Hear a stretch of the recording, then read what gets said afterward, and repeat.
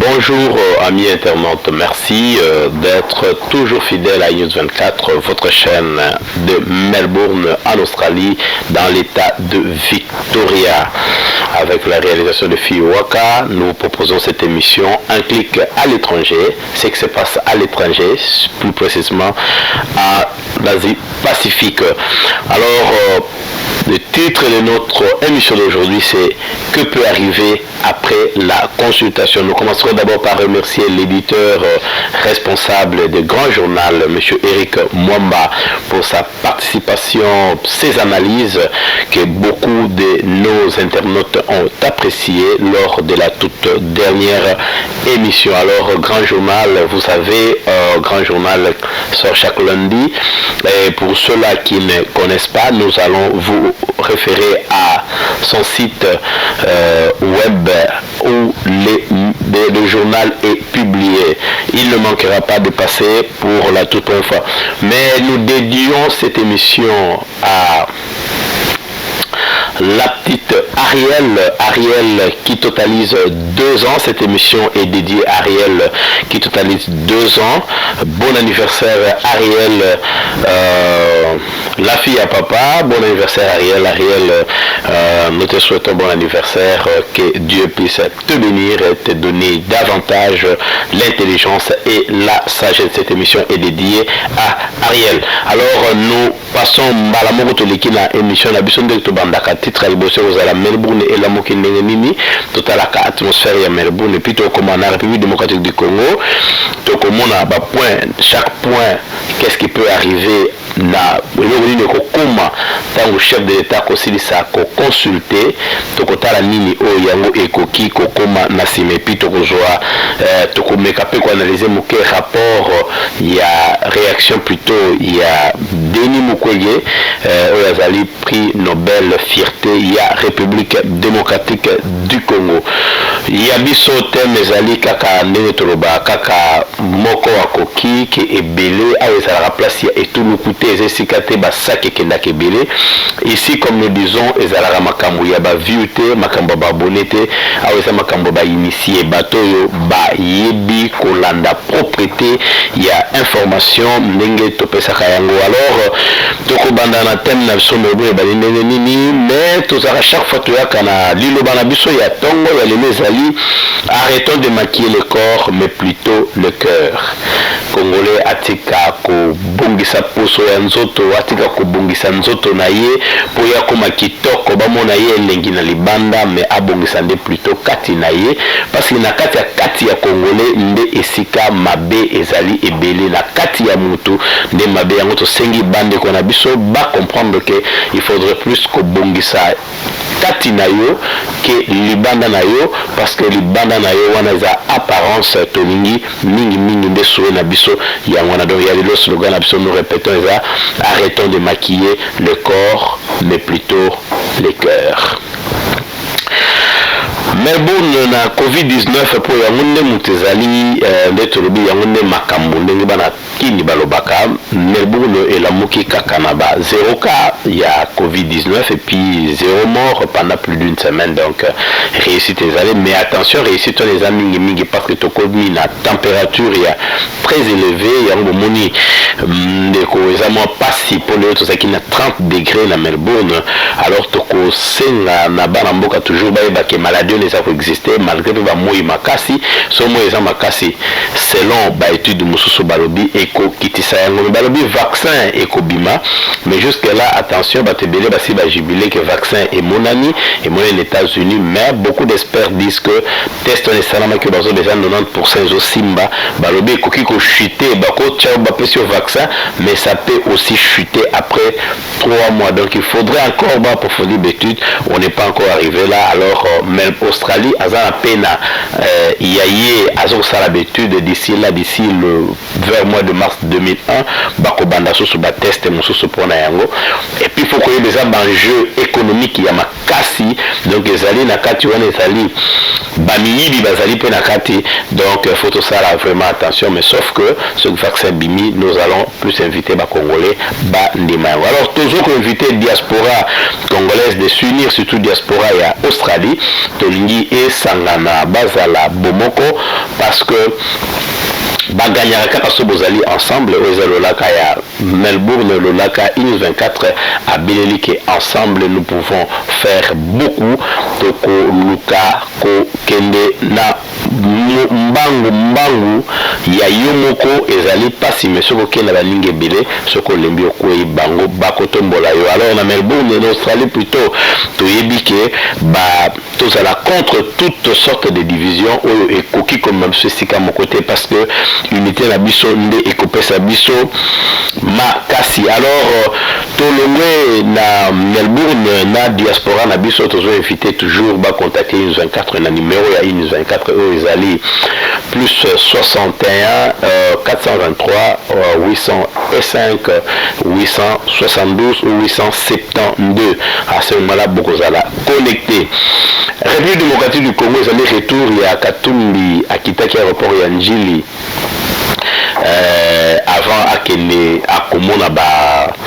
kokende ko ngumba mela ba bibembe oyo amonaka te bandeko babungisaki bakufaki ezali lokola ndeko na biso l'héros national Tshisekedi wa Mulumba Sphinx de Limité et puis na ndeko Pierre Lumbi alors ye azongaki na ye afandaka na ye na Lubumbashi le cortège na ye ekitaki aéroport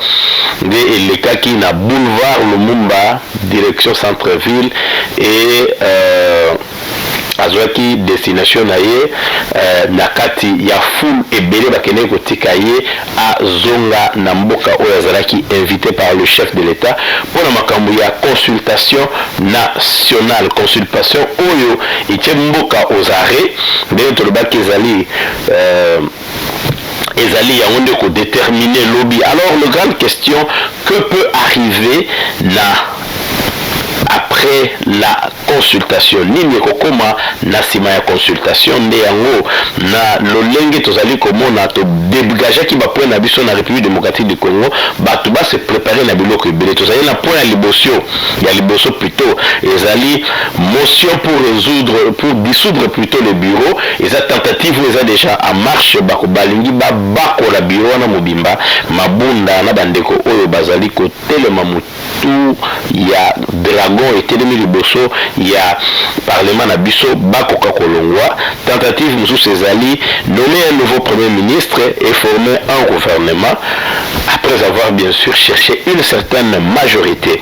et puis nini ko mosusu kokoma ezali ko dissoudre le parlement carrément si rien ne marche ezali ko dissoudre parlement donc option oyo biso tomona ke ekoki kozala possible oyo chef de l'état koki komeka kotia mutu et kozala mingi na wana mais entre temps ko bape lisusu ke option soupe ezali élection anticipée donc bandeko bakondima bakende lisusu na maponami ya sika oyo kosenga mbongo ebele Kongo ezali na mbongo mpona koleka na maponami wana alors à part wana il y a aussi si l'autre biso to relever bazo komona te attenter à la vie du chef de l'État c'est-à-dire coup d'état militaire ekoki pe kosalama parce que bango kuna na FCC bazolo bake biso ezalaki deal donc eza na option mosusu te tosala nango kaka chef d'État zongela eloko oyo ye abandaki na bango ndi ba point oyo toza nango na kati ya masolo na biso ya lelo na 15 minutes parce que tu commences à la kaka 15 minutes pour bandeko ba koka kolanda biso mbango alors toza na bémission mibale na journée moko alors motion pour dissoudre le bureau ezali ba spéculation au DGC bandi sali ba agitation na FCC azali kolenga lokola puku bakangi na kati ya mutambo mais déjà motion wana ezali parce que ba irrégularité il y a Assemblée nationale les alliés comme alors bakene ko kangama na ko moko boye vous imaginez ba député ou batu ba élire bango un député élu du peuple alobi loyauté naye apesi pas ya nani. C'est pour que les Congolais réalisent eux-mêmes que bazo voté banani. Pour les exercices bien, moi j'ai apprécié beaucoup décision chef de l'État Nenga Lobaki que Nalingi nasa la consultation Tchemboka aux arrêts pour que le peuple a remarqué que bah voter n'a puis communauté internationale et ébaqué les gens qui ont été qui destinés à Mboka na Maboko Babengi ba député bazara qui vraiment ba député à peuple té parce que bango balobi la loyauté leur loyauté c'est plutôt à l'autorité morale. Maintenant la question est la suivante, loyauté la bine est une autorité morale ou bien loyauté ezali na peuple atinga kibina. Alors peuple ezali komona parce que ça ne demande pas un député à la corrompu parce que nous devons corrompre un député ezali justement peuple ou a voté qui est mais bakomi ko la corrompu na alors bureau wana bako dissoudre yango parce que comportement ya bureau wana depuis bakomi ko boycotter ba décision chef de l'État alors bako lukila bango article ne bako ba mesala pona ko alors ce qui dissolution salami et que comme les sont plus aisés sont dissoudre le bureau alors bureau koya et vous avez bureau moko oyo bako voter na ba député parce qu'il y a encore une partie il y a conscience à ba député parce que les noms de Toloba ba voter qui bien na peuple vous prouvez effectivement que vous avez été élu par le peuple. Alors pour Ami Balezali nommer un nouveau premier ministre pour former un gouvernement. Lelo oyo le kola mi premier ministre autre ça qui na monsieur Elou Kamba azalaki élité azali mutu ba ponate na peuple azali na pouvoir ya makasi mingi te oye akoki ko exercer sur autorité wana oyo ya mboka na biso parce que lelo ndenge za boye mutu kola Elou Kamba ba koki ko nongole kaka na loboko parce que yeba noma qui est nommé mais à la qui si mauvaise volonté vous pouvez dire pratiquement 2 ans quelle est l'action du gouvernement qui est allé vers le sens du bien et à peuple congolais parce que majorité ça m'a beaucoup ya Elou Kamba à majorité dans le gouvernement il y a zéro dirigé azali en plus de cela na des députés nous sommes chambre nous sommes balé ils allaient à maboko naé mais jusque là à voter et nous comme mon côté azo parler sur ça parler sur la solde des militaires azo parler sur la solde bas salaire il y a bas policiers il y a bas enseignants mais à bossali yenda za majoritaire et puis on donne la leçon à qui est-ce que FCC a coupé ça sur leçon bandeko FCC ce qui fait cesser à Koki Kopé ça sous leçon à peuple congolais parce que Bila et Landaka. C'est pourquoi on dit toujours, en se référant d'ailleurs à un journaliste qui a pratiquement fondu en larmes aux États-Unis à lobby, dans la vie il faut être une bonne personne. Si vous êtes une bonne personne, tu peux échouer même à l'élection, on va toujours se référer à vous comme étant une bonne personne. Mais si vous êtes Moutoumabé, Mabé na yo kolanda yo alors bozali c'est ça tellement mabé que à bosali kaka lobi bila na ye à 18 ans bila 18 ans des offerts souffrir bino ezali te ezali kachité ezali le chef de l'État te ezali plutôt bila na bino vous avez dirigé un peuple que vous n'avez pas aimé aucun jour vous avez aimé le peuple congolais bakolongola gouvernement wana kaka ndenge banomaki yango et puis na moment wana tokota l'Assemblée nationale réaction na bango ezala nini parce que l'Assemblée nationale c'est la majorité à solo il y a FCC et kosala ke majorité wana bakobude yango mais na allure toujours okende conscience eza kokota bakonomela bango premier ministre après premier ministre wana akoki kozala bandima programme na ye na badéputé national parce que wana pesa option pour les alliés balobaka à la recherche de la majorité comme déjà guerre il y a maintenant une guerre plutôt entre les deux camps l'un dit que beaucoup kokate parce que majorité c'est qui déjà choisi par le peuple l'autre camp lobby non tu veux créer majorité à Sika mais c'est que les gens oublient bah député mingi baza isolé c'est-à-dire bazali bah député oyo bango moko ba limaki bango moko de ba député oyo akenda ye moko abimi pe ye moko il y a des indépendants tout ça ba parti politique on coûte représenter papa maman et les enfants ba bisi député na bango alors ba député wana ba na kati ba sanganaki ba ki ko sala FCC qui n'est pas juridiquement reconnu comme étant une entité politique na Congo ce qui signifie ba ko panzana donc na kati ko na ba ko bukana ba créer pe loko mususu ka ndenge FCC za ki créer ba créer pe groupe moko bo ndenge ba tu le ko bazali ba créer groupe wana pe ko comme peu majorité donc il y a possibilité la loi ne l'interdit pas ba tu bazobeta masolo mingi ya dit effectivement vous savez quand le chef de l'État dit lui-même que les accords ne peuvent pas être au-dessus des aspirations du peuple congolais, comme on dit en anglais, who cares? On s'en fout. Vous avez un accord, comme nous avons dit ici dans les news, la République démocratique du Congo n'appartient ni à Kabila ni à Félix, c'est Zamboka na Bangote. Ce que Félix a décidé, que boya accord moko boye pour le bien-être du peuple congolais à Kolanda. Yo, eza bilan na yo ndezo bomayo. Alors bako dissoudre yango. Mais ce qui m'a kamuzo kindikaka na matata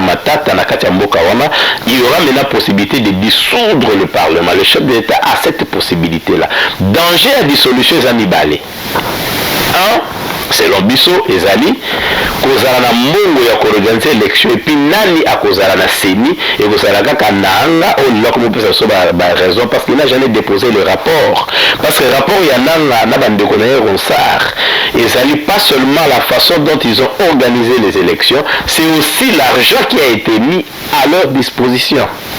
Mbongo oyo l'État pesaki bango basali nango nini po wana c'était dans le betama mikolo nyonso ba pesaki rapporté mais bazala wana parce que une équipe qui n'a pas été remplacée c'est l'ancienne équipe parce que tozala kana actif na ba passif des dangers nango ya wana danger mususu ezali que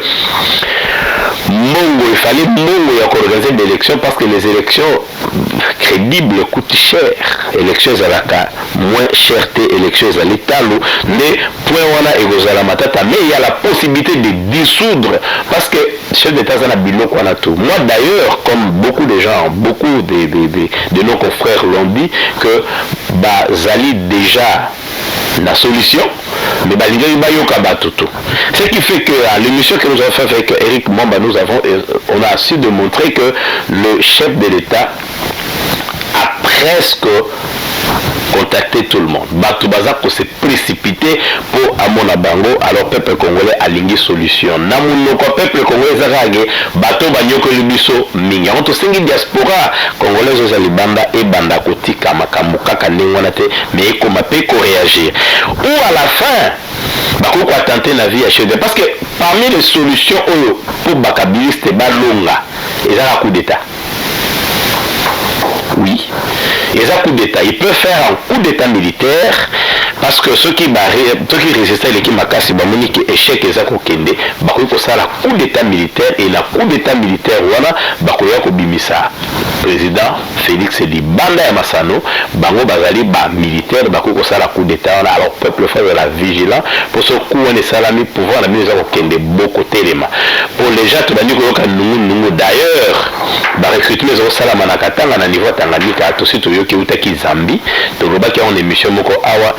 to kolokela bino pe ba précision mais mingi to aka ko beta yango mobimbate mais bato faut se préparer pe na éventualité voilà parce que si de l'autre côté vous forcez trop ça signifie comme j'avais dit à une émission Kabila va agir. Voilà. Donc, ce qui fait que, à part Wana, état-major, parce que déjà, Balobi dit les acquis signés avec, excusez-moi, avec des militaires, ce qui fait que les militaires, tu évites chez l'état-major, ceux qui Azali, y est de quel côté, mais mingi Azali, à côté, il y a autorité morale, n'a n'est pas suspecté, malgré qu'il a été nommé ou conduit par le chef de l'État. Alors, coup d'état au Salama, à part coup d'état, pour éliminer épée physiquement, ça peut aider FCC pour à se retrouver. Donc, vigilance, et Zali, ko Sengama, Makasi. Alors, Toroba qui paye la fin pour aussi sa émission, nous avons dit, nous parlerons aussi de la réaction de Denis Mukwege, hier, Azako Lobe, Loko, Congolais, Bazoloba Mingite. Et Loko, ils sont très important. Et ça lit le rapport mapping. Rapport mapping, je pense que nous allons inviter l'éditeur du grand journal, Eric Mwamba, à Koyako expliquer. Nous allons préparer une émission pour expliquer au fait c'est quoi le rapport mapping, qu'est-ce qu'il y a dans le rapport mapping.